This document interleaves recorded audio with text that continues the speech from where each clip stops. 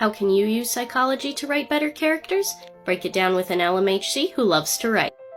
Last week we explored the 12 categories of cognitive errors, or what cognitive psychology identifies as unhelpful thoughts that lead to unhelpful actions for your characters. And one of you left me a very helpful question in the comments. What would the opposite of cognitive errors look like? And I've spent the past couple days thinking about it, and I think rather than showing you 12 opposite thoughts to cognitive errors, I think it would be more effective to show you the process by which your characters can challenge unhelpful thoughts.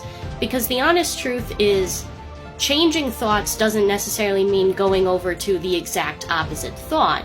It means developing a more helpful thought habit.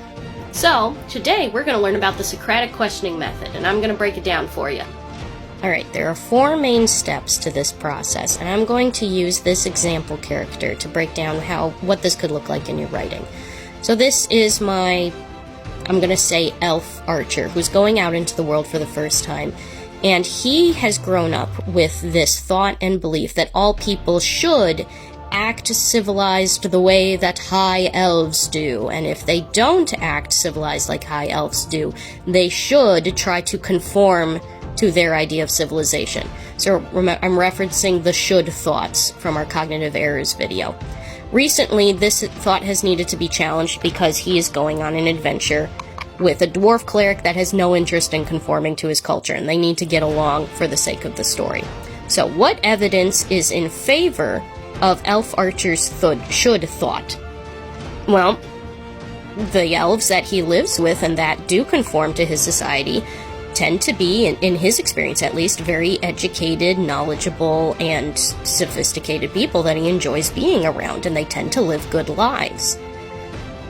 What is further evidence for the thought is that, let's say, he's only ever encountered bad guys in terms of people that weren't elves before. What is the evidence against the thought? Well, the evidence against the thought would be interactions he has with the other characters who are not conforming to his should expectations, and the way that they demonstrate they're able to have successful, fulfilling, and knowledgeable lives. So is there another possible explanation for how both of these types of people can be people worth being? Let's help him then identify a new thought and adapt to that belief that matches that other possible explanation. And that's obviously going to depend on what world building you're doing in your story. Let me know in the comments if you have questions about the Socratic Questioning Method, and go write your characters.